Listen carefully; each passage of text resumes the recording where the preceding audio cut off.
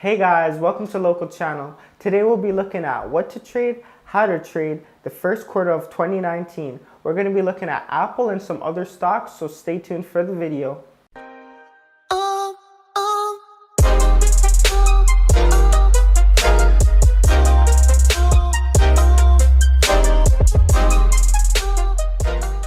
First off here, we're going to be looking at the market, the S&P 500, and as you may know, it's been falling rather sharply here, and people have been speculating that 2019 is going to be of an economic crisis where we're going to see the market take a long-term downtrend.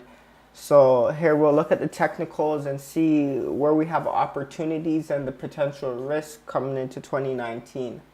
So first off, what you may notice here is I got these yellow lines. These are trend lines from all the way back from 2009 that we've really been holding pretty much, as you can see here. We got two trend lines. We've been pretty much holding it within these two ranges for over the past 10 years. We broke over it over here in 2018, but really snapped back hard to get right back into those ranges. We came above it as we're overextended again, but you know, we crashed down hard back into this range. So when the market was falling here, I wasn't too concerned as we stayed within this range. You see, if we were, let me zoom in here. If we really turned around here and broke under this line and really started to go below this, then I'd be concerned. But other than that, you know, there's not really any concern. I'd call it a correction, you know, to get back into that range. We're still in a bull market as we still trending up and staying within these two trend lines. There is still opportunity for potential long trades. For the start, like the first couple of days, I was looking short as we did see weakness, but as we bounce back, we should see some strength.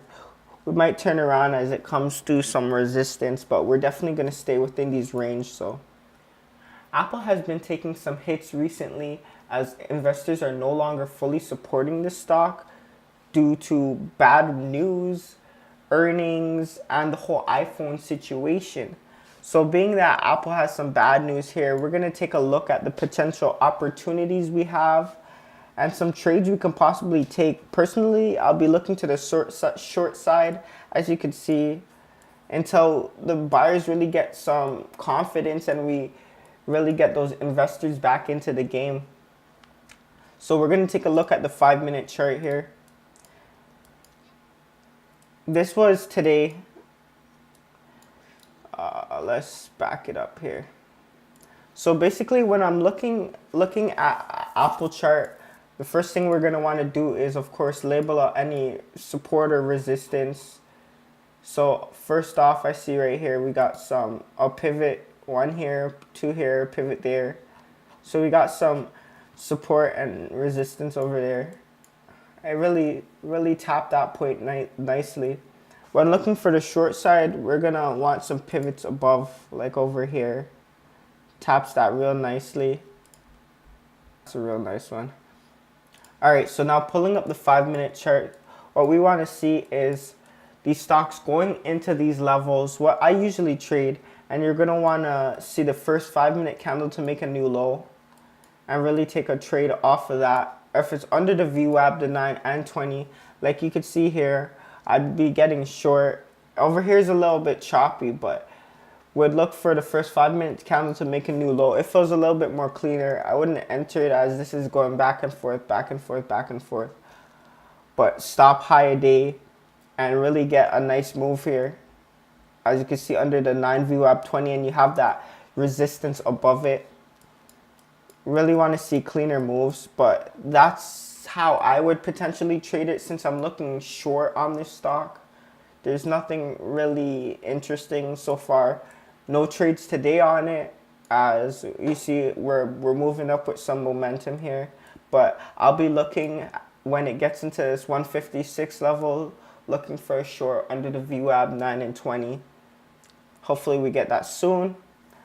But yeah, that's Apple. I'm really not looking for the long side on it, so we'll see.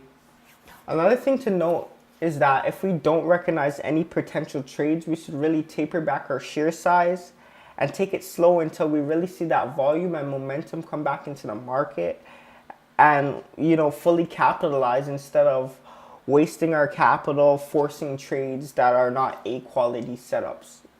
Thanks guys for watching. That is all for this video. Don't forget to check out my other videos, as well as like, subscribe, and comment below if you have any questions or requests for future videos. See you guys next time.